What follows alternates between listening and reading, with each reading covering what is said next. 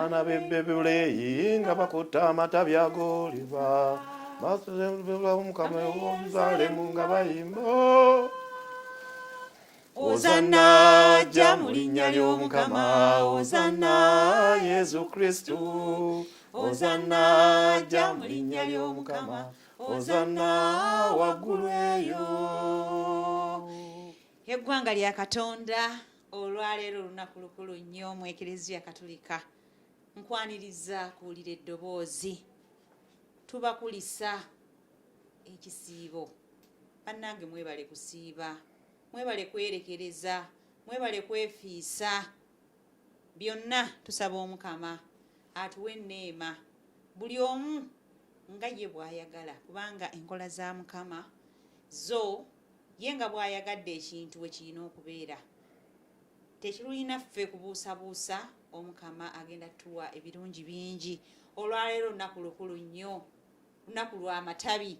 Bwe tukwata ku matabi bwe tulaba nga tunyeenya, omanya nti Ozana ajja mu linnya ly'Omukama. Olunaku olwaleero Mukama waffe Yezu Kristu lwe yayingira mu kibuga Yeruzaalemu, abantu bangi bajja okumusinkana. Buli omu kye yayina, abamu bayalirira ebyambalo byabwe nga bwe tugamba mu luyimba, mu kkubo nga bayimba nti Ozana, Ozana oyo ajja mu linnya ly'Omukama. Baamenya amatabi g'emiti ne bagulumiza Omukama kubanga kyali kimusaanidde, kyali kimugwanidde. Olunaku nno olwaleero lwe lunaku olw'amatabi mu nsi yonna, lwe tujaganya ebyawandiikibwa ebifa ku lunaku luno, ate era tuwulire n'enjigiriza ku lunaku lwe lumu. Nfunye omukisa olunaku olwaleero neegattiddwako Reverend Father Aloysius Gonzanga gwe tuli naye mu studios, gwe tugenda okubeera nga tukola naye olunaku olwaleero, nga tukuza nammwe abali eyo olunaku luno olw'amatabi. Abantu ba Katonda mwenna mbaaniriza okutuwuliriza ate era ne mbakulisa okuyita mu kisiibo. Olwaleero ku lunaku lw'amatabi nga mu nsi yonna nnyaffe Eklezia ajaguza olunaku lw'okuyingira kwa Mukama waffe Yezu Kristu mu kibuga Yeruzaalemu. Amannya nze Reverend Father Aloysius Gonzanga Nsibambi okuva mu kibiina kya Mwoyo Mutuukirivu, era ndi musanyufu okubeera nammwe nga twebulirira ku byafaayo mu kukkiriza kwaffe nga tukuza olunaku luno. Tugenda kubeera nga kati Father tuwulira agenda tusomera ebyawandiikibwa. Evanjiri y'olunaku olwaleero eyawukana ku vanjiri endala zonna, eba mpanvu kubanga tugenda kwebulirira ku bulamu, ku kubonaabona, okufa awamu n'okuzuukira kwa Mukama waffe Yezu Kristu. Father tusaba tutandike n'ebyawandiikibwa. Omukama abeere nammwe. Naawe abeere naawe. Ebigambo by'Evanjiri ya Mukama waffe Yezu Kristu ebivudde mu Matayo. Ayi Kristu otutenderezebwe. Bwe baali banaatera okutuuka e Yeruzaalemu nga batuuse Betufage ku lusozi olwa Oliva, Yezu n'atuma abayigirizwa be babiri n'abagamba nti, mugende mu kyalo ekibali oku mu maaso, munaaba mwakakiyingira, munaasanga endogoyi ezisibiddwa nga erina omwana gwayo, muziyimbule muzindeetere. Bwe wabaawo aliko ky'abagamba, mumugambe nti, Omukama yazaagala, ajja kuzita mangu. Ebyo byonna byaba bityo, omulanzi kye yayogera ne kituukirira nti, mugambe muwala wa Siyoni nti, wuuno kabaka wo omuteefu ajja gy'oli nga yeebagadde endogoyi n'omwana gw'endogoyi emanyiddwa okwebagalwa. Awo abayigirizwa ne bagenda ne bakola Yezu kye yabalagira, ne baleeta endogoyi n'omwana gwayo, ne bassaako ebyambalo byabwe, ye ne bamwebagazza kuli. Abantu bangi ne baalirira ebyambalo byabwe mu kkubo, abamu ne bamenya amatabi ku miti ne bagasuula mu kkubo. enkumu y'abantu abakulemberamu n'abagoberera ne bayoogaana nga bagamba nti, Ozanna omwana wa Dawudi, ajja mu linnya ly'Omukama, agulumizibwe, Ozanna waggulu eyo. Bwe yayingira mu Yeruzalemu, ekibuga kyonna ne kiyuuguuma nga bagamba nti, ani oyo? Bo abantu nga bagamba nti, ono ye Yezu omulanzi ow'e Nazaaleeti mu Galiraaya. Ebigambo ebivanjiri ya Mukama waffe Yezu Kristu bikomye wano. Ayi Kristu ogulumizibwe. Abantu ba Katonda, olunaku lwa leero olw'amatabi, essomo ly'evvanjiri lino okuva mu vvanjiri ya Matayo lyeriggulawo ekifaananyi ekituufu eky'ensonga lwaki tunyeenya amatabi, nga tujjukira ekyakolebwa bannaffe okwaniriza Mukama waffe Yezu Kristu ng'ayingira mu kibuga Yeruzalemu. Era naffe tukkiriza nti mu kunyeenya amatabi gano tujjukira ekyo, ate era nga twaniriza Omukama ayingire mu kibuga Yeruzalemu nga gy'emitima gyaffe, asobole okukolamu enkyukakyuka ey'ebirungi byatuleetera, ate era asobole okutusembeza mu kibuga ekikulu eky'omu ggulu nga tukola ebikolwa ebirungi, nga tuyisa amayisa amalungi, ate era nga tunyweza obutuukirivu obwo bwe yatulwanirira. Wano we tugenda okwongera okuwulira ebyaliwo ebyatuuka ku Mukama waffe Yezu Kristu nga tannaba kuva mu bulamu bw'ensi eno ng'omuntu, era evvanjiri empanvu gye tugenda okuwulira ettottola ebyo ebyatuuka ku Mukama waffe Yezu Kristu, na bano bennyini abayimbye nti Ozanna nga baaniriza mu ssanyu, ate mudde abagenda okukyusa emitima gyabwe n'obulamu bwabwe n'obwongo bwabwe n'okutegeera kwabwe nga bagamba nti mumukomerere ku musaalaba nga bwe tunaawulira. Awo nno mu kutambula okuva we tuli okuyingira mu ekereziya kaba kabonero akatujjukiza Yezu bwe yatambula ng'ayingira mu kibuga Yeruzalemu. Endogoyi yagikozesa nga akabonero ak'obwetowaze okulaga nga naye bw'ali omuwulize era omwetowaze eri abantu ate eri Katonda. Kati katuwulire evvanjiri empanvu ettottola okubonaabona, okufa ate n'okuzuukira kwa Mukama waffe Yezu Kristo.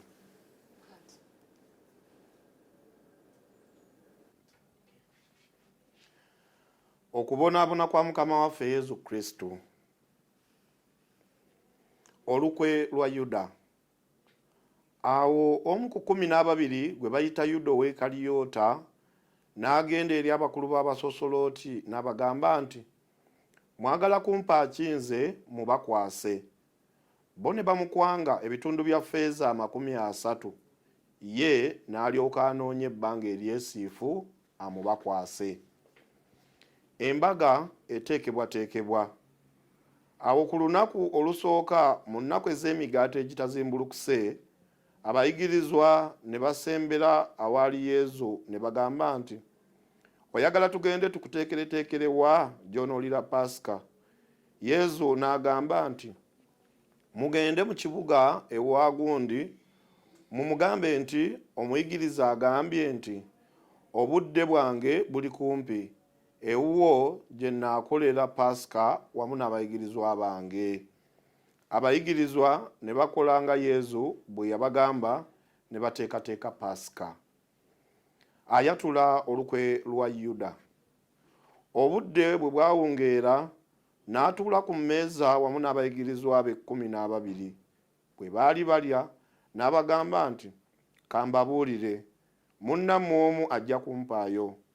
Bo ne banakuwala nnyo ne basooka buli omu okubuuza nti, ssebo, ye nze?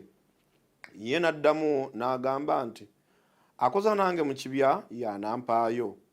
Weewaawo omwana w'omuntu ayita nga bwe kyamuwandiikibwako, naye kyokka oyo anaamuwaayo omwana w'omuntu zimusanze. Kyandibadde kirungi omuntu oyo n'obutazaalibwa. Ne Yuda eyamuwaayo n'addamu n'agamba nti, muyigiriza yenze? Ye n'agamba nti, oyogedde. Yezu akola Ukalisitiya. Bwe baali balya, Yezu n'addira omugaati n'asoma essaala n'agumenyamu n'awa abayigirizwa be n'agamba nti, mukwako mulye, kino mubiri gwange. Ate n'addira ekikompe ne yeebaza n'akibawa n'agamba nti, munywe kino mwenna, kuba kino musaayi gwange ogw'endagaano empya ogunaayibwa okubeera abangi ebibi bisonyiibwe. Kambabuulire, okuva kati siriddamu kunywa ku kibala kino eky'emuzabbibu okutuusa olunaku olwo lwe ndikinywa obujja wamu nammwe mu bwakabaka bwa Kitange. Alanga Peetero bw'ajja okumwegaana. Oluyimba olw'okwebaza bwe lwaggwa ne bagenda ku lusozi olwa Oliva. Yezu n'agamba abayigirizwa be nti, mwenna mu kiro kino mujja kunterebukamu, kubanga baawandiika nti, ndikuba omusumba endiga ez'omuggana ne zibuna emiwabo. Naye bwe ndimala okuzuukira ndibeesooka mu Galiraaya. Peetero n'ayanukula n'amugamba nti, abalala bonna ne bwe banaakuterebukamu, nze sijja kuterebuka n'akatono. Yezu n'amugamba nti, kankubuulire, mu kiro kino enkoko eneeba tennakookolima, onooba oneeganye emirundi 3. Peetero n'amugamba nti, ne bwe nnaaba ndi wa kufa awamu naawe sijja kwegaana. N'abalala ne boogera bwe batyo. Mu Getesimaani. Awo Yezu n'agenda nabo mu kyalo ekiyitibwa Getesimaani, n'agamba abayigirizwa be nti, mutuule wano ngira ngende eri neegayirire. N'atoolako Peetero n'abaana ba Zebedaayo bombi, n'asooka okwetamwa n'okujjula ennaku, n'agamba nti, omutima gwange gundika ennaku ezaagala okunzita, mubeere wano mutunule wamu nange. N'abaawukanako katono, n'avunnama ku ttaka ne yeegayirira n'agamba nti, Kitange, obanga kiyinzika endeku eno ginzigyeko, naye singa nze bwe njagala wabula nga ggwe bw'oyagala. N'adda eri abayigirizwa be n'abasanga nga beebase, n'agamba Peetero nti, abaffe, temuyinza kutunula nange essaawa emweti? Mutunule mwegayirire, muleme kutwalibwa mu kukemebwa, kubanga omwoyo mwangu naye omubiri munafu. N'agenda ogwokubiri ne yeegayirira ng'agamba nti, Kitange, obanga endeku eno teyinza kuyitawo wabula nga nginywedde, kikolebwe nga bw'oyagala. N'adda ogwokubiri era n'abasanga nga beebase, kubanga amaaso gaali gabakambagga. N'abaleka era n'agenda ne yeegayirira ogwokusatu, ng'ayogera ebigambo bye bimu. Awo n'alaga eri abayigirizwa be n'abagamba nti, kale mugira mwebaka mummuleeko. Obudde butuuse Omwana w'Omuntu agenda kuweebwayo mu mikono gy'aboonoonyi. Musituke tugende, kuba anampaayo ali kumpi. Yezu akwatibwa. Yali akyayogera, Yuda ow'e Kaliyoota omu ku 12 n'atuuka ng'alina ekibiina ekinene, bakutte ebitala n'emiggo. Baali batumiddwa abakulu b'abasosolooti n'abakulu b'ebika. Eyamuwaayo yali abawadde akabonero ng'agamba nti, gwe nnaanywegera nga ye wuuyo mumukwate. Amangu ago n'asembera eri Yezu n'amugamba nti, mirembe muyigiriza, n'amunywegera. Yezu n'amugamba nti, munnange ogukuleesa ate. Awo bali ne basembera ne bamusaako emikono ne bamukwata. Naye omu ku bo abaali ne Yezu n'agolola omukono n'asowola ekitala kye n'atema omuweereza w'omusosolooti omukulu n'amusalako okutu. Yezu n'amugamba nti, ekitala kyo kizze we kibeera, kubanga bonna abaddira ekitala balifa kitala. Nandiki olowooza nga siyinza kusaba Kitange n'ampeereza ebitongole by'eggye ly'abamalayika n'abakuumi okusobola okulwana. Ebiwandiiko ebitukuvu binaatuukirizibwa bitya? Kuba tebirema kukolebwa bityo. Mu kaseera ako Yezu n'agamba ekibiina nti, muze n'ebitala n'emiggo okunkwata ng'abajjirira omutemu. Buli lunaku natuulanga nammwe nga njigiriza mu kiggwa ne mutankwata. Byonna ebyo byaba bityo abalanzi bye baalanga kwe kusobola okutuukirira. Abayigirizwa be bonna ne bamwabulira ne badduka. Yezu mu masengere ewa Kayafa.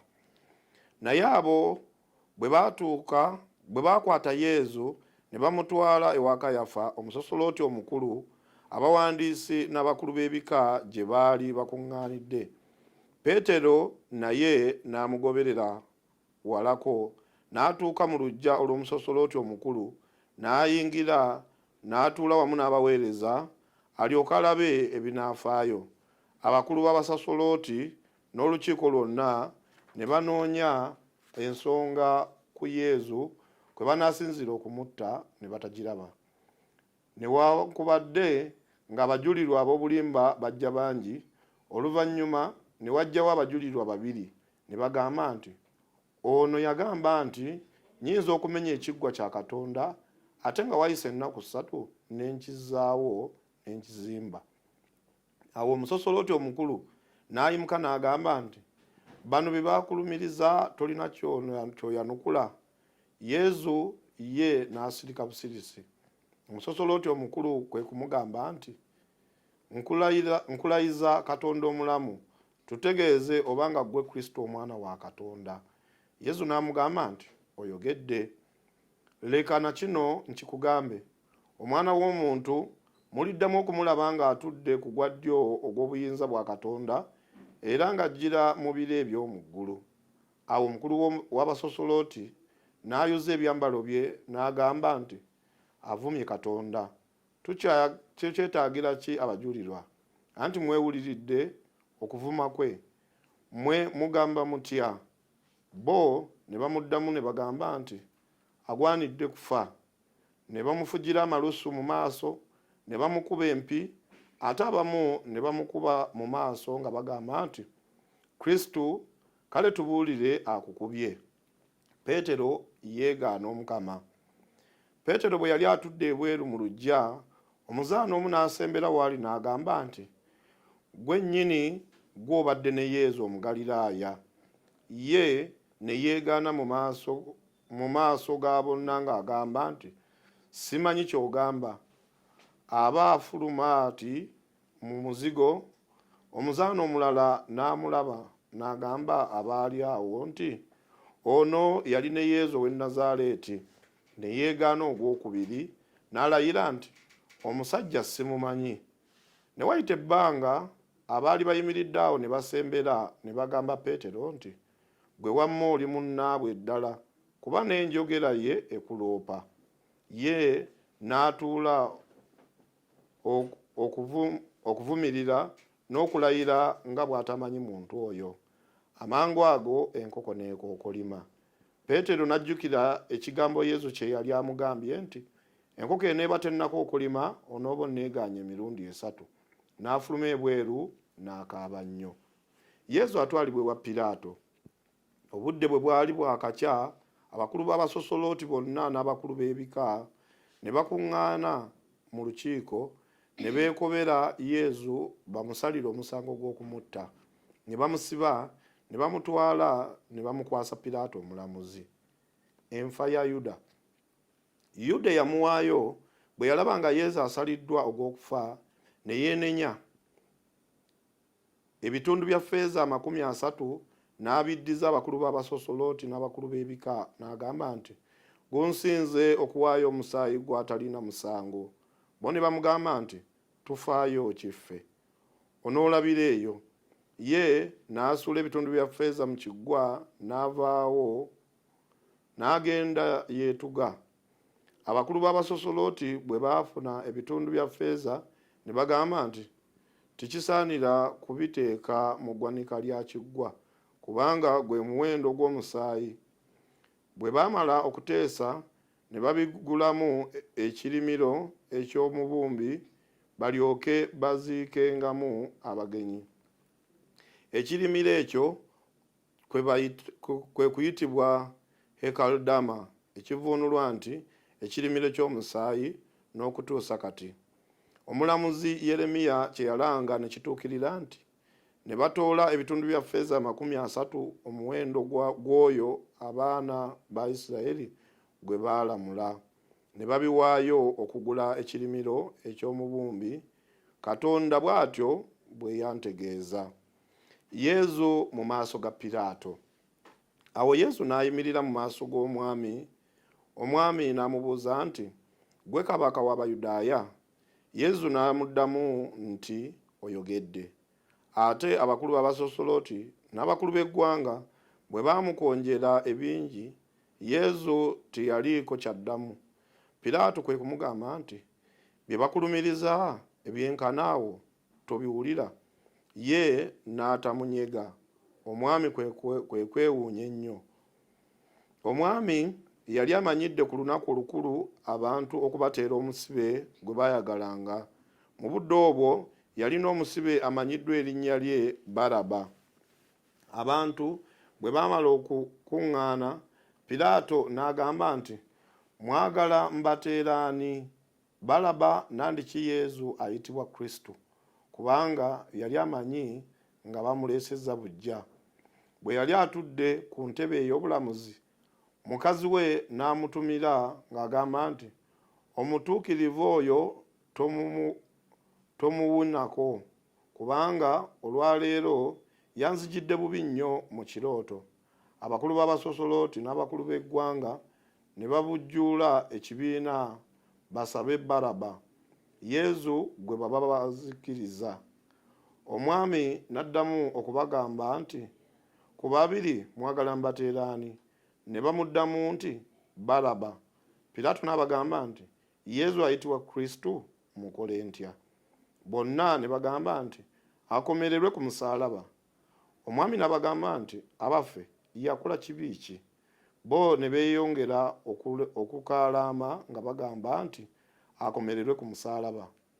Piraato yalaba byonna bya bwereere, oluyoogaano nga lweyongera bweyongezi, n'addira amazzi n'anaaba mu ngalo, n'agamba nti, omusaayi gw'omutuukirivu oyo nze siguliiko kabi, mulirabira eyo. Ekibiina kyonna ne kigamba nti, omusaayi gwe gutubeereko n'abaana baffe. N'amala gabateera Baraba. Yezu bwe yamala okukubibwa n'amubawa balyoke bamukomerere ku musaalaba. Yezu atikkirwa engule y'amaggwa. Awo abasirikale b'omulamuzi ne baddira Yezu ne bamutwala mu luggya olw'ennyumba y'amasengere, ne bamukuŋŋaanyizaako abasirikale bonna, ne bamwambulamu ebyambalo bye, ne bamwambaza omunagiro omumyufu, ne bazingazinga omuge ogw'amaggwa, ne bagumukusa ku mutwe, ne bamukwasa olumuli mu mukono gwa ddyo, ne bamukaamirira nga bamukudaalira nga bagamba nti, mirembe kabaka w'Abayudaaya. Ne bamufugira amalusu mu maaso, ne bakwata olumuli ne bamukuba ku mutwe. Bwe baamala okumukudaalira ne bamwambulamu omunagiro, ne bamwambaza engoye ze, ne bamutwala okumukomerera ku musaalaba. Yezu akomererwa ku musaalaba. Bwe baali bafuluma ne basanga omusajja ow'e Sireene ayitibwa Simooni, ne bamuwaliriza okwetikka omusaalaba gwe. Ne batuuka mu kifo ekiyitibwa Gologota, kye kifo kya Kalivaaliyo, ne bamuwa evviini entabulemu endulwe, naye bwe yakombako n'atayagala kunywa. Bwe baamala okumukomerera, engoye ze ne bazaawulamu, ne bazikubako akalulu. Omulanzi kye yayogera ne kituukirira nti, baagabana engoye zange, ekkanzu yange ne bagikubako akalulu. Ne batuula ne bamukuuma, ne bassa ku mutwe gwe ekiwandiiko ekitegeeza ensonga eyamussa nti, ono ye Yezu kabaka w'Abayudaaya. Ne bakomerera abatemu abalala wamu naye, omu ku ddyo omulala ku kkono. Ebyaliwo nga Yezu alengejja ku musaalaba. Abayise ne bamuvuma nga banyeenya emitwe nga bagamba nti, ha, gwe amenya ekiggwa kya Katonda n'okizimba, ate ennaku 3 weerokole, obanga gwe mwana wa Katonda weewanule ku musaalaba. N'abasosolooti abakulu n'abawandiisi ne baduula nga bagamba nti yawonya abalala so ye tayinza kwewonya, obanga ye kabaka wa Isirayiri, kaakano yeewanule ku musaalaba tulyoke tumukkirize. Yeesiga Katonda, kale obanga amwagala kaakano amuwonye. Anti yagamba nti ndi mwana wa Katonda. N'abatemu abaali bamukomereddwa naye nabo ne bamujolonga. Yezu atondoka. Essaawa zaalinga 6, ensi yonna neekwata enzikiza okutuuka ku ssaawa ey'omwenda. Nga mu ssaawa ey'omwenda Yezu n'aleekaana n'eddoboozi eddene n'agamba nti Eloi, Eli, Eli, lama sabakitani, ekivunulwa nti Katonda wange, Katonda wange, onviiriddemu ki? Abamu abaali bayimiridde awo ne bawulira nga bagamba nti mbuna ayita Eriya. Awo omu ku bo n'adduka mangu n'addira ekyangwe n'akinyika mu nkaatu n'akitunga ku lumuli n'amuwa anywe. Abalala ne bagamba nti leka tulabe obanga Eriya anajja okumuyamba. Ate Yezu n'addamu okukoowoola n'eddoboozi eddene n'awaayo omwoyo gwe. Ebyaddirira okufa kwe. Awo ejjigi ery'omu kiggwa ne liyulikamu wabiri okuva waggulu okutuuka wansi. Ensi n'ekankana, enjazi ne ziryebuka, entaana ne zaasama, n'emibiri mingi egy'abatuukirivu abaali bafudde ne gizuukira. Bwe baamala okuzuukira ne bava mu ntaana ne bajja mu kibuga ekitukuvu ne balabikira bangi. Sentuliyo n'abaali naye nga bakuuma Yezu bwe baalaba ensinga ekankana n'ebyo byonna ebyabaawo ne batya nnyo ne bagamba nti gwe wamma oyo abadde mwana wa Katonda. N'abakazi bangi abaali walako nga batunuulira beebo abaali bagoberera Yezu okuva e Galilaaya nga bamuweereza. Mu bo mwe mwali Mariya Magdalena ne Mariya nnyina Yakobo ne Yozefu ne nnyina w'abaana ba Zebedaayo. Yezu bamuwanula ku musaalaba ne bamuziika. Awo obudde bwe bwawungeera ne wajjawo omusajja Segaali ow'e Alimateya erinnya lye Yozefu, naye yali muyigirizwa wa Yezu. N'agenda eri Piraato n'amusaba omubiri gwa Yezu. Piraato n'alagira okumuwa omubiri. Awo Yozefu n'addira omubiri n'aguzinga mu lugoye olweru n'aguteeka mu ntaana gye eyali esimiddwa ku lwazi ng'ekyali mpya. N'ayiringisa ejjinja eddene okuggala omulyango gw'entaana n'agenda. Mariya Magdalena ne Mariya omulala baali awo nga batudde mu maaso g'entaana. Entaana ekuumibwa. Olunaku olwaddirira lwe lw'okuteekateeka Pasika. Abakulu b'abasosolooti n'Abafalisaayo ne bakuŋŋaanira ewa Piraato ne bamugamba nti ssebo, tujjukidde nga kalimbira oli yali akyali mulamu yagamba nti waliyitawo ennaku 3 n'enzuukira. Kale nno lagira bakuume entaana okutuusa olw'essatu. Abayigirizwa be baleme kujja kumubba n'okugamba nti azuukidde mu bafu. Olwo obulimba obw'oluvannyuma bujja kuba bubi okusinga obw'olubereberye. Piraato n'agamba nti abakuumi mulina, mugende mukuume nga bwe mwagala. Bo ne bagenda ne banyweza entaana. Ejjinja ne balissaako akabonero ne bassaawo n'abakuumi.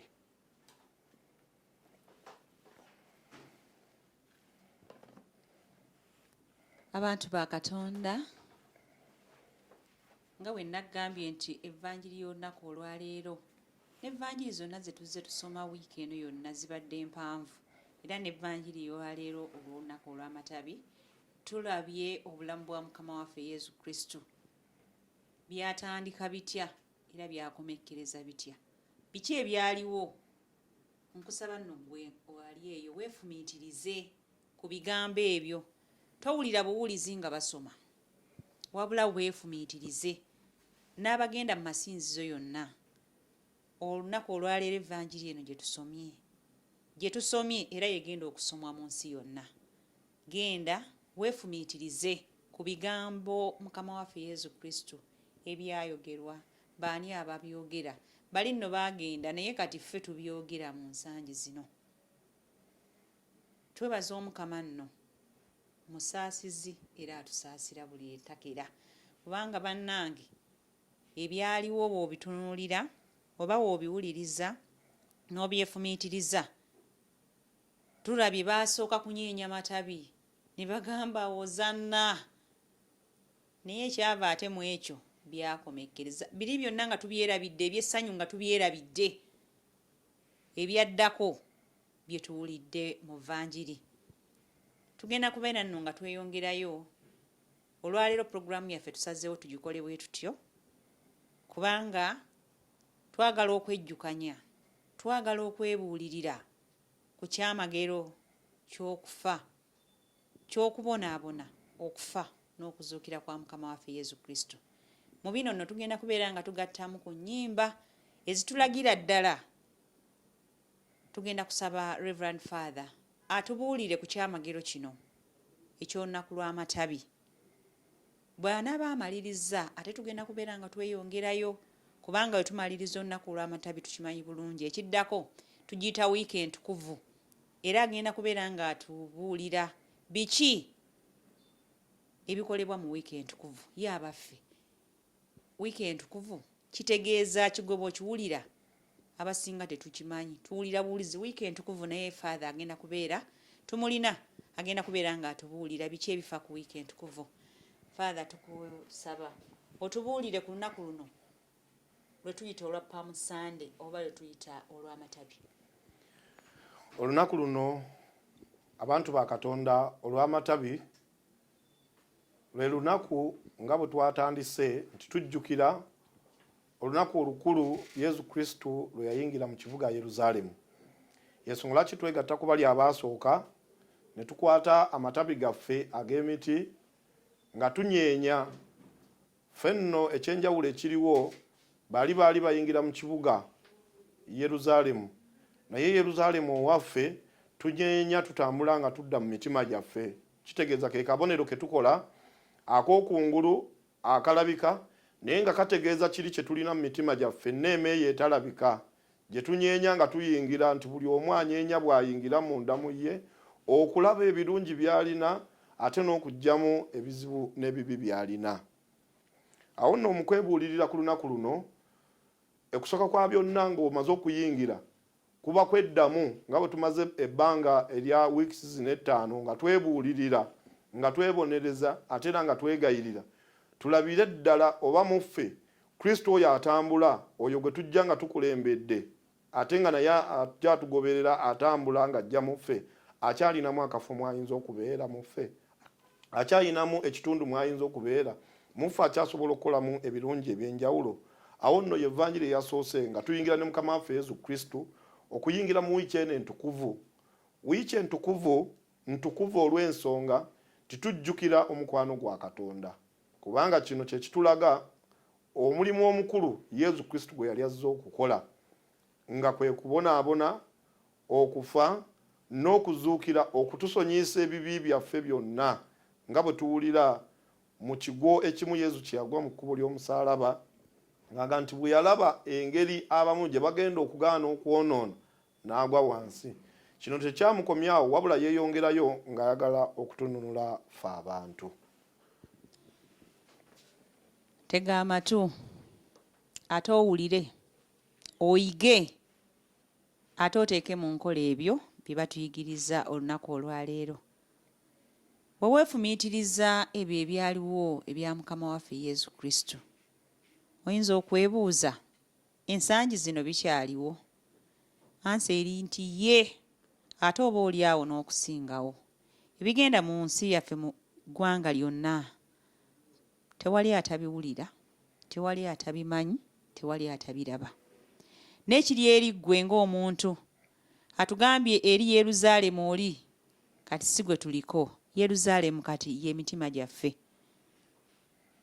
tuula wansi weefumiitirize, weetereeze ate weerongoose, weebonereze.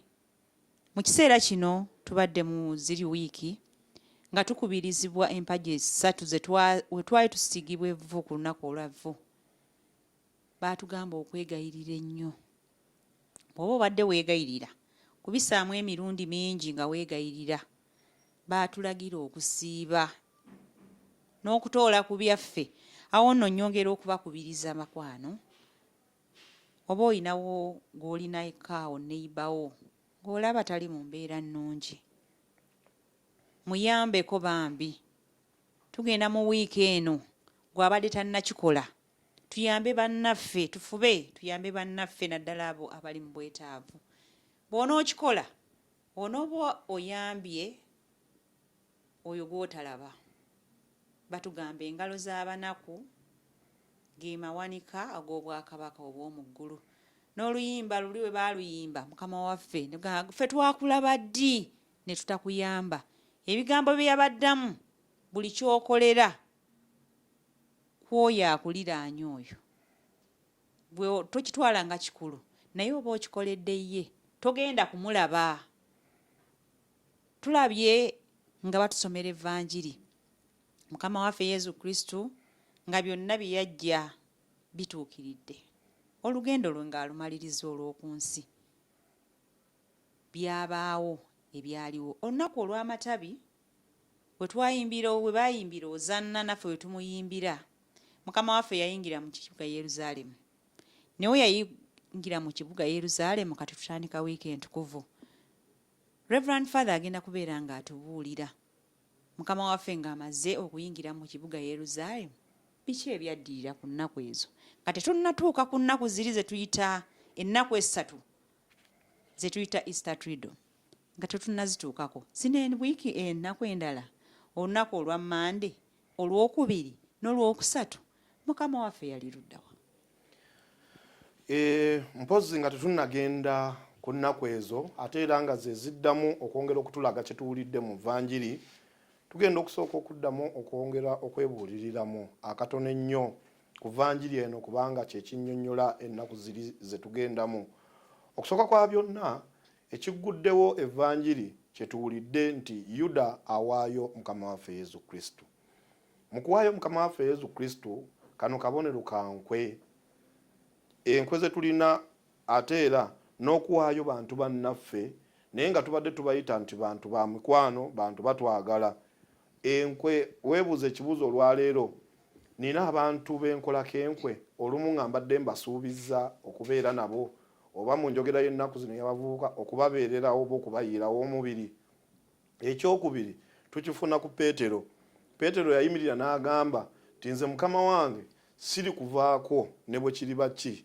N'amugamba Omukama nti siri kwegaana. Naye tulaba emirundi 3 ng'Omukama amugamba nti ojja kunneegaana ate era enkoko eneenka okulima. Era tuwulidde mu Vanjiri nga kituukirira.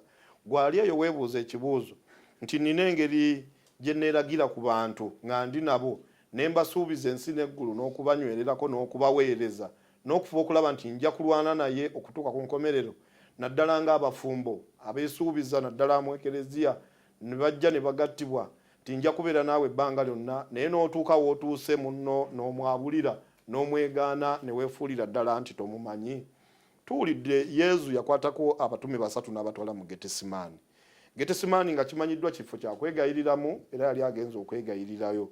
Mu kwegayirira okwo yatwalako abatume abo 3 beegayirire, naye olw'obunafu bw'omuntu bwabwe baafundikira beebase. Buli tugenda mu ssaala, buli tugenda mu kwegayirira, kiki ekiba kitututteyo? Abamu ffe tuba tugenze kweraga, abamu ku ffe tuba tugenze ne tutuuka eyo ne tutandika okwebaka. Naye lwaleero kye tuyigamu kwe kubeera nti mu ssaala kyandibadde kirungi ne tusitula omwoyo gwaffe ne tugukwasa Katonda, ate na byonna ebibeera bitujjidde mu bulamu bwaffe ne tubikwasa Omukama, nga mu ssaala eri gye tuwulidde nti Yezu yawaayo byonna. He surrendered his will to God and God was able to be with him.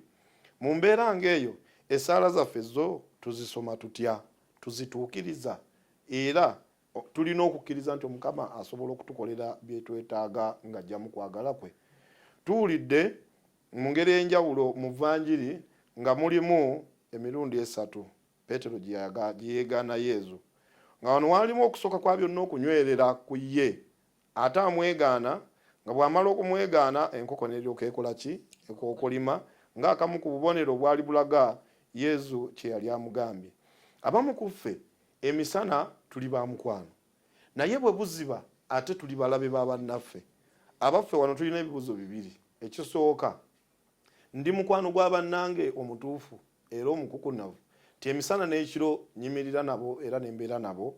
Ekibuuzo ekyokubiri, ye bwe baba bampisizza bubi mbayisa ntya? Nga nkizudde nti mukwano gwange yennyini yantambulira ku mugongo era yampisa obubi. Kino kye tuyiga mu vanjiri ya leero, nti tulaba omulabe wa Yezu nga zze, naye Petero n'asikayo ekitala kye ate n'amusala. Kyokka wadde baali bazze kukwata Yezu, naye Yezu atuyigiriza nti yaga nti totta munno na kitala, wabula akwata okutu kw'oli n'akuzzaako. Ffe abalabe baffe nga tubadde tubategedde tubayisa tutya? Kye tuyigamu ekyokusatu, bwe bukulembeze oba abalamuzi oba abo balina obuyinza oba obuvunaanyizibwa ku balala. Tuwulidde Piraato yagezaako nga bw'asobola okufa okulaba ng'ataliza Yezu ku bantu, naye kyagaana. Era tulaba nga ku nkomerero ya byonna Yezu bamusalira omusango gw'okumutta. Ffe abalina obuyinza, ffe abalamuzi, emisango tugisala tutya? Tugisala mu bwenkanya na ddembe, oba ekittavu ekitubeera emabbali kye kisinga okutwala emyoyo gyaffe? Naye ate ku nkomerero ya byonna era tuwulidde ekyatuuka ku munnaffe Yuda, nti ekittavu kino yalowooza nti kinaaba kya mugaso, naye omusaayi gw'omuntu oli ng'alaba byonna biganye, ekittavu ekyamuweebwa eky'ebitundu bya ffeeza 3 yakizzaayo, n'alaba nga ssente terina kyekola mu bulamu bw'abantu. Bwe wetunulamu mu bulamu bwo, waliwo abantu be watunda edda. Tulaba bannaffe abamu batundibwa ne bagenda mu mawanga g'Abawalabu. Abantu abamu bafa nga tetutegedde mu mbeera ng'ezo. Weebuuza ekibuuzo nti mu nfa yaabwe oba mu kubonaabona kw'abantu oba mu kukaaba kw'abantu mulimu omukono gwange? Ekittavu ekyo kakasa nga kinaakuyambako okutuuka mu bwakabaka bwa Katonda, ye ate kinaabeerawo ebbanga lyonna, oba kyekikulu ku bulamu bw'omuntu? Kibuuzo kinene gye tuli. Tulaba ekibi ku nkomerero ya byonna, nti ekibi ng'obadde okikoze kikkaabirira. Era buli omu ffennyaffe Ekereziya atukubiriza ti ng'obadde okoze ekibi si y'enkomerero, wabula genda mu penitensiya wejjuse era weenenye. Ate na buli olowoozanga nti okoze ekibi, kyandibadde kirungi ne weetonda. Kubanga tulaba ebifaananyi by'abantu bano ababiri, nti Petero yalaba era yamanya nti kyakoze kibi, omusango gwaguzizza mu maaso ga Yezu, ekituufu kiri nti Yezu amwegaanye. Yakaaba munda mu ye ne yeetonda era n'asaba ekisonyiwo eri Omukama, era Omukama yakimuwa. Tulaba mudda nti ate yali akoze ekibi, ate akyusibwa n'afuulibwa olwazi. Akabonero akalaga nti buli lwe weetonda Omukama akusaasira ate n'akunyweza n'akufuula na muntu w'amaanyi. Naye ate tulaba Yuda, wadde nga yamanya nti akoze kibi, naye ate yagaana okudda okwetonda era n'ajja afa mu nfa gye tuwulidde. Awo nno ekibi kitusuula muliro, ekibi kitutwalira ddala ne kitusembeza ewala ne Katonda, ku nkomerero ya byonna olumu ne tufiira ddala. Ate wano we tulabira nga tumaliriza akatundu kano, nti ng'oli mu musango wandibadde okola ki? Yezu atuyigirizza obwetowaze. Yezu yamanya nti ali mu maaso g'abakulu abalina obuyinza. Abamu ku ffe tulinayo abantu eyo abali mu kkooti, tulina abantu abalina emisango, tulina abantu abaasibwa, tulina abantu abawozesebwa wano na wali. Naye ng'obadde oli wakati mu musango, ng'oli mu maaso g'abakuwozesa, ng'oli mu maaso g'abakulu abalina obuyinza, okola otya? Yezu tumulaba bwe yali ayigiriza mu bbanga lye yamala emyaka 3 ng'ayigiriza, yogera ebigambo bingi. Naye ng'ali mu maaso g'abakulu bano, ng'ali mu maaso g'abamuwozesa, ebigambo bye byali bitono.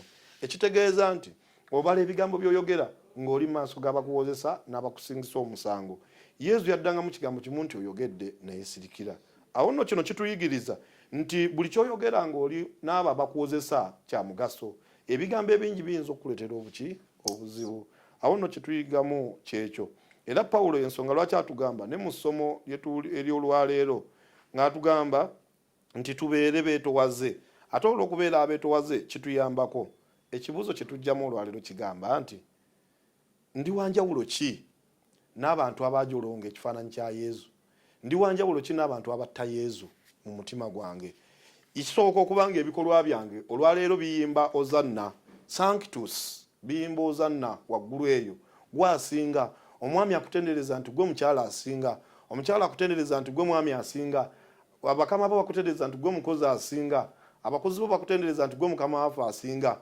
Naye olowooza emabega w'okusinga okwo tewaabeeyo nti mukomerere ku musalaba. Kibuuzo kye tulina olwaleero. Ensonga lwaki bwe tusoma mu bbaluwa ya Peetero ey'okubiri omutwe ogusooka olunya olwokuna okutuuka ku 11 batugamba nti bwe tuba nga tulina okukkiriza, ku kukkiriza okwo twongereko empisa ennungi, ku mpisa ennungi twongereko okumanya, ate era ku kumanya twongereko okwetangira, ate okwetangira twongereko obusomi, mu busomi twongereko ekisingira ddala obukulu kwe kuyisinganya ng'abooluganda. Awo nno munnaffe Cecilia nga bw'otugambye okwebuulirira ku wiiki eno entukuvu. Lwaki eyitibwa ntukuvu? It's a holy week because we remember the love of God when it reached its climax. Tulaba Mukama waffe Yezu Kristo nga yeewaayo mu ngeri esingira ddala okuba ekitiibwa. Tinaawe kennyini bw'oba ogituuseemu abamu bagiddukamu, naye Yezu yeewaayo nti abalabe be nga weebali, naye ng'ajjukira nti yabaliwo emmere ne balya n'ebirala, naye yawaayo mukwano gwe okutuukira ddala okufa. Awo nno tulaba okwagala okwo okukulu. Ebintu bino bwe tubiwulira oyigamu ki? Omukulu alina ebigambo bingi nnyo byatutottoledde ng'atubuulira ku byekuusa ku vvanjiri ya Mukama waffe Yezu Kristo. Muffe muli mu Bayuda, oli kyeyava agamba Abayuda tuyita nabo. Atugambye ebigambo bibeere bitono bulijjo. Ebigambo binaabeera ebitono, ensi ejja twanguyira. Towooza kusinga musango, kubanga kyensuubira Mukama waffe Yezu Kristo teyalina musango, n'ebyawandiikibwa byalina okutuukirira. Tumuyigirako ki? Obwetowaze. Atugambye ky'obeera emisana ky'obeera n'ekiro, ky'obeera mu kitangaala ne mu nzikiza ky'obeera.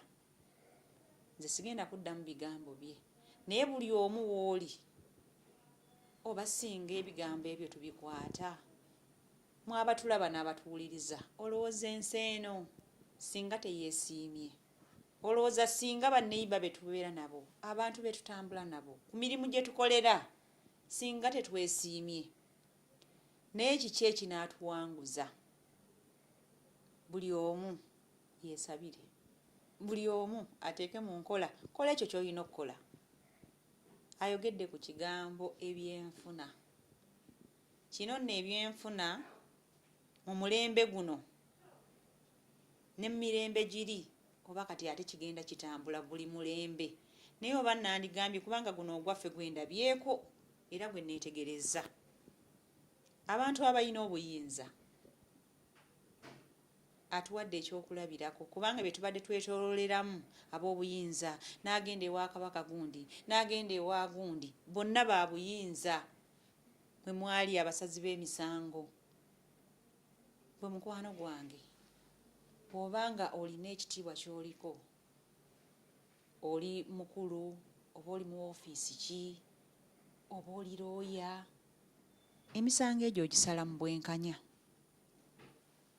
Balina eri waliwo enjogera nti omwavu tasinga musango, naye ggwe kakasa nti omwavu asinga omusango bw'abeera ng'ali ku sayidi ntuufu. Ensi eno ekigittattanye by'ebigambo bya ssente, by'ebigambo by'enfuna. Naye twesabire buli omu akole ky'alina okukola. Tulabire ku Mukama waffe Yezu Kristo ng'atandise olugendo lwe olw'okubonaabona. Byonna ebyaliwo n'essaawa eno weebiri, tolooza nti tebiriiwo. Buli ekyaliwo ku mirembe giri n'olwaleero weekiri. Naye tukoze tutya? Twesabire, buli omu asabire munne, buli omu agumye munne. Nga bwe wambuuzizza, wiiki eno entukuvu tugenda ogitandika olwaleero n'akabonero ak'amatabi, ate era mu kugitandika erimu ennaku enkulu ennyo 6, era nga buli lunaku lulinako ekijjukirwako. ku lunaku olw'amatabi olwaleero tujjukidde mukama waffe bwe yayingira mu Yeruzaalemu nga olwaleero tugambye nti ekibuga kyaffe ekijja ayingidde naye biki byagenda okusanga mu ffe. Kisoboka nti agenda kusangamu enkwe mu ggwe, kisoboka nti agenda kusangamu ng'omutima gwo gulinga gwa Yuda gumutyobola bulijjo, kisoboka nti agenda kusangamu Piraato ng'omwegaana nti toli mu Kristu n'ebirala. Awo nno kyetukuze olwaleero nga Yezu ayingidde mu ffe abeeko kyakolamu. Olunaku olwa Mande olutawulikika nnyo naye nga nalwo luli mu wiiki eyo entukuvu, kyetujjukirirako bwe budde Yezu Kristu bwe yakyala ewa Mariya. Mariya ono n'amusiimuula ebigere bye n'omuzigo. Tulaba mu kaseera ako nga Yuda teyali musanyufu. Nga Yuda obutaba musanyufu yeemulugunya ti omuzigo gwe gwanditundiddwamu ssente ne ziweebwa abaavu. Era wano we tulaba nti Yuda afuna obunyiivu mu ye n'abaako engeri gy'ayawukana mu kutegeera kwe n'Omukama. Kyo kye tujjukirako ekyo Yezu Kristu ng'ali ewa Mariya ate nga Yuda yalowoozanga ali scandalized mu bulamu bwe, naye wano watandikira engeri y'okufuna amaanyi g'olukwe okwawukana ne Yezu mu birowoozo. Awo nno twewale nnyo nga tuli mu wiiki eno ebyo byonna by'olabamu by'obadde obutakwatagana na banno ebiyinza okukusindika ate n'okubalyamu enkwe. Ku lunaku olwokubiri olutukuvu kyetujjukirirako Yuda oyo ng'amaze okwawukana ne Yezu, Yezu afuna ekirowoozo mu ye era ategeera nti Yuda agenda okumulyamu olukwe. Kyetujja okuwulira ng'atudde ku mmeeza ng'agenda okimwanjulira, kitegeeza ekirowoozo kino ye yennyini yali akiyina nga Katonda era akifuna nti kakati olw'obutaba musanyufu olwo Omukama aba akutte awaluma amugamba ekituufu. Naffe mu bulamu bwaffe nga bw'ayingidde olwaleero mu wiiki eno agenda kukugamba ekituufu nti ebikolwa byo si bye bituufu. Oli mwetegefu okunyiiga oba oli mwetegefu okukyusa? Ekyo kye kibuuzo ekiriwo. Ate olwokusatu luno Yezu Kristu lwagendera ddala okubeera ng'aweebwayo, nti ekikolebwa ku lwokuna kyateesebwa lwakusatu luno. Olwokusatu nga Yuda amaze okwawukana ne Yezu agendera ddala wali kyetuwulidde mu Vanjiri ababuuza nti mwagala nkole ntya, mwagala mubakwase ntya, nze ngenda kukola bwe nti, akuba pulaani. Olwo ekibi tukikubira pulaani. Olwokusatu luno ye spying day, abawe enteekateeka nga bw'eneekola ki, nga bw'eneebeera, nga bw'agenda okubawaayo. Awo nno ku mbeera eyo kyonna ky'anaakola era akikole mangu. Olwo agenda ate okwawukana nabo ng'amaze okukuba pulaani, akomewo eno olw'emisana akikoze ekiro nga bwe tugambye, naye emisana agenda kukomawo eno alye nabo embaga. Emisana mukwano gwe, ekiro mulabe we. Kyetulaba olwokuna, bwe tutunula olwokuna, Mukama waffe Yezu Kristu abayita mu kwagala bajje atuule nabo ku mbaga, aleme kulaga bulazi nti bamuweereza buweereza, naye akola ekisingira ddala okuba ekyomukwano kyatuyigiriza nga kyekiriwa, kwe kulaga okwagala. Nti akabonero kasooka okukola nga abatuuziza ku mmeeza kwe kuba naaza ebigere.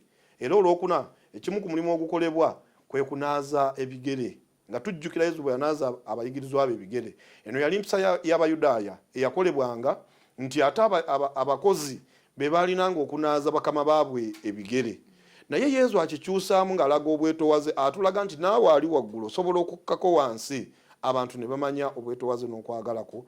Yezu ate yanaaza abatume ebigere. Y'ensonga lwaki Peetero olw'okulaba ekyo ng'akimanyi nti ye si alina okunaaza Yezu si alina omumunaaza, aga nti nze tojja kukola ki, tojja kunaaza bigere. Yezu amulaga nti bwe sikunaaza tojja kutuuka mu bwakabaka bwange. Awo nno omulimu ogumu kugikolebwa kwe kunaaza ebigere mu kitambiro eky'olweggulo. Kyokka olwokuna olwo olutukuvu nga bwe tulumanyi lutandika ku makya mu masaza gonna mu nsi yonna, n'ekitambiro kya mmisa nga kikulembererwa ku ssaza ekkulu oba ku ssaza lyonna, ng'omusumba w'essaza alimu akulembera ekitambiro. Mwakolera emirimu emikulu ebiri. Ogusooka kwe kukuŋŋaana wamu n'abasaaseredooti bonna ne bajjukira olunaku Mukama waffe Yezu Kristu lwe yateekawo essakalamentu lya Oldiini. Awo nno abasaaseredooti bonna ku olwo luba lunaku lwabwe. Ekyokubiri, atukuza omuzigo Kereziya gwekozesa ng'etukuza. Omuzigo ogw'abalwadde, omuzigo ogw'abalonde ate n'ogwa Kurizima.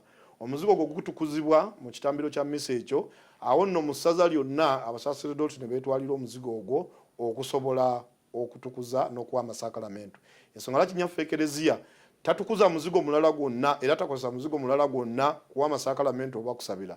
Ogwo gwe muzigo gwokka. Kyensaba abantu baffe bamanye bagenda ne baleeta emizigo nti tugiwe omukisa, naye ffe abasaserdoti tetuwa muzigo omukisa okuggyako omusumba yekka yawa omukisa. Yesamu alina omuzigo ogwe naye. Kaakati era ku olwo mu olw'eggulo ne tulyoka tukuŋŋaana mu kitambiro ekyokunaaza abatume ebigere, ne tunaaza ebigere, ate era ne tujjukira nti Yezu ku olwo yakola amasakalamento abiri, akola erya Ukalisitiya n'erya Oludini. Awo no tukuŋŋaana era ffenna wamu tugabane ku mbaga entukuvu nga tujjukira ekyo Mukama waffe Yezu Kristo yagamba kitunywererako ng'ekyamagero kya Kereziya ekikulu we yatugambira nti mukwate mulye mukwate munywe, kino mubiri na kino musaayi gwange, mukikolanga okunzijukira. Yensonga lwaki tukikola era netukiddiŋŋana. Wano bwe tumaliriza ekitambiro kya misa mu Ekereziya paalishe zonna wabeerayo okukuuma esakalamento nga tujjukira ti Mukama waffe Yezu Kristo amala okulya nga bwe tuwulidde mu Vanjiri yabaga nti banne byonna biwedde, kati musituke anampaayo wuyo ali kumpi tugende. Awo nno agenda n'abatume be, akwatibwa Yezu n'atwalibwa we yatulugunyizibwa ekiro kyonna nga bamukuba. Ffe ng'Abakatoliki tudda ne Mukama waffe Yezu Kristo mu sakalamento lya Ukalisitiya kituyita okukuuma esakalamento oba okukuuma Yezu, okubeera ne Yezu mu kiro ekyo kyonna nga tujjukira okubonaabona kwe mu ngeri ey'enjawulo, okutulugunyizibwa ng'enjogera yaffe bw'egamba, okuyisibwamu amaaso, okuvoolebwa, naffe nga twefumitira ku bikolwa byaffe twebonereze tukyuke Kristo oyo yajja mu ffe asobole okubeera ng'anaasobola otuwanguza. Ate kye tulaba olwokutaano olutukuvu tutambuza ekkubo ly'omusaalaba okujjukira Mukama waffe Yezu Kristo bwe yava mu nnyumba y'abakulu b'abasosoloti amaze okusalibwa omusango n'atwalibwa ku Kalivaaliyo. Era tutambuza ekkubo eryo ery'omusaalaba okujjukira ekyo.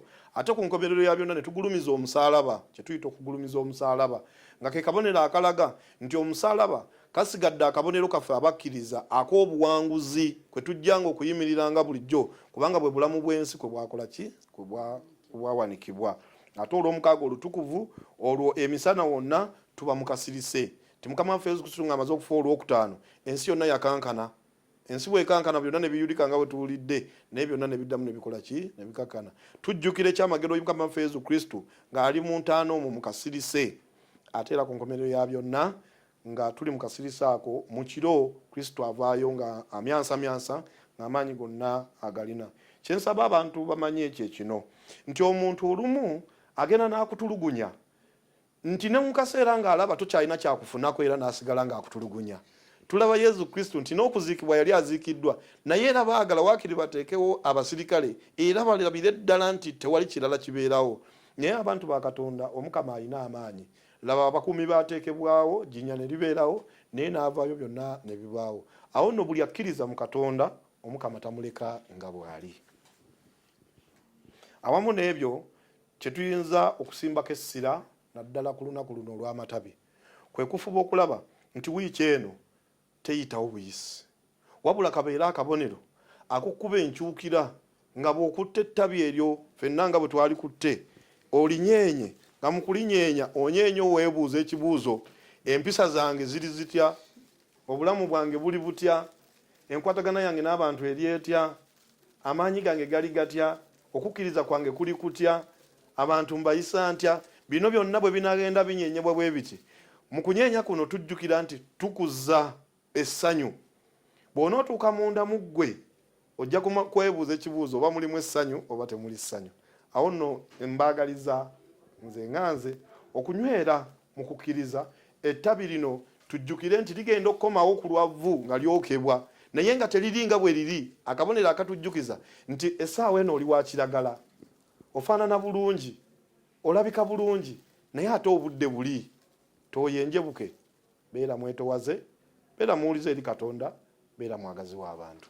Father, tweyanzizza nnyo akadde kaffe, tweyanzizza nnyo ebigambo ebirungi by'otuwulidde ku lunaku olwaleero nga tukuza Mukama waffe Yezu Kristo olunaku lwe yayingirako mu kibuga Yeruzalemu. Ebigambo byonna omukulu byatubuulidde.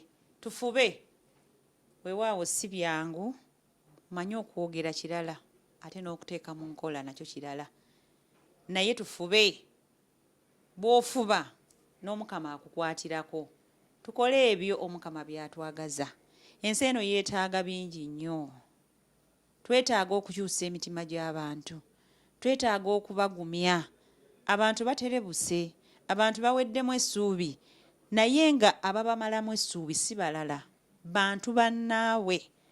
Togamba nti nno oli ali ku nti nno. Nedda, ffe bantu bannaffe be batumalako essuubi. Kubanga oli bw'akubuulira ekintu ate naawe n'okyawukanako n'okola kirala. Abantu batulugunyiziddwa. Ebikolobero bikoleddwa ku baana b'abantu. Naye ababikola baani?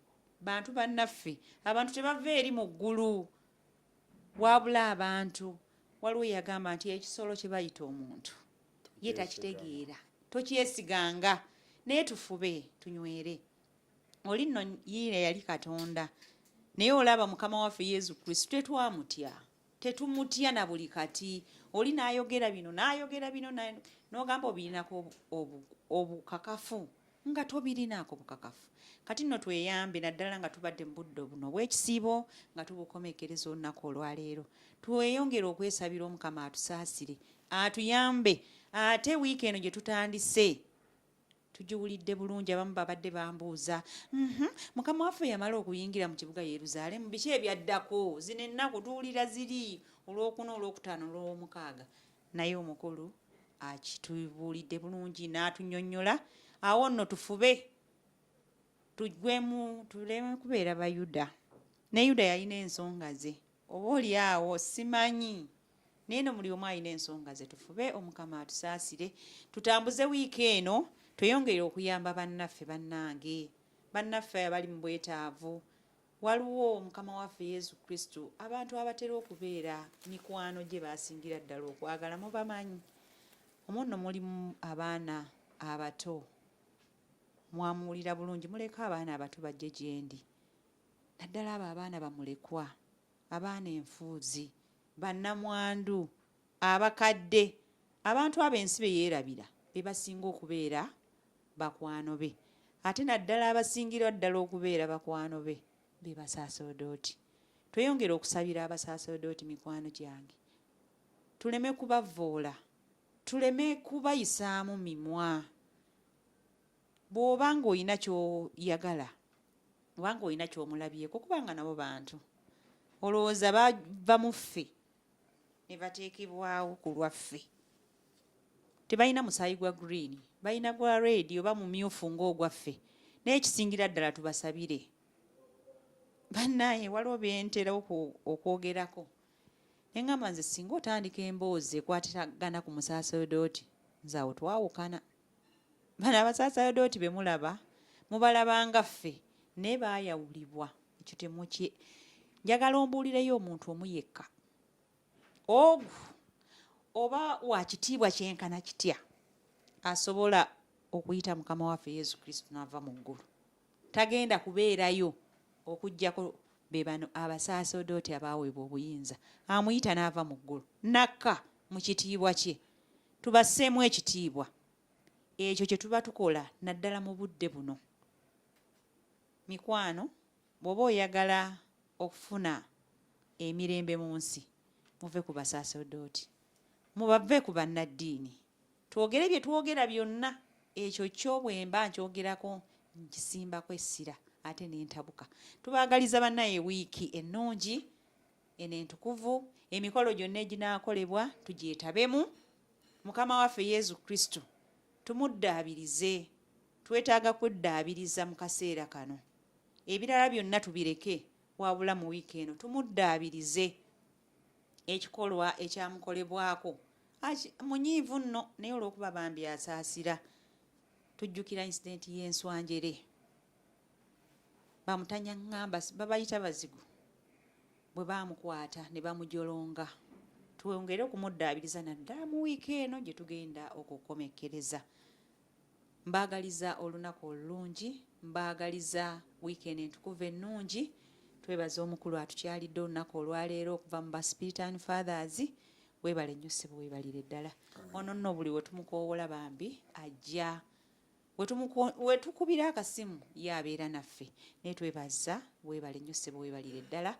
abantu ba Katonda mwenna be tubadde nabo ku ssaawa 4 tugenda kubeera nga tukutuusaako ekitambiro kya mmisa ekyokunyeenya amatabi ate tweyongere okwebuulirira ku kyamagero ekyokubonaabona n'okuzuukira kwa mukama waffe yezu kristu tweyongere n'okuyamba bannaffe abali mu bwetaavu. Mbadde ne Saamu yabadde ku kamera, Howard yagasa ebifaananyi, Cecilia omuyimbi wa yezu okugikutuusaako. Mbaagaliza wiiki ennungi ate oba oli awo mbaagaliza n'amazuukira ga mukama waffe yezu kristu. Mubeere bulungi, akuume ow'ekisa. Shalom.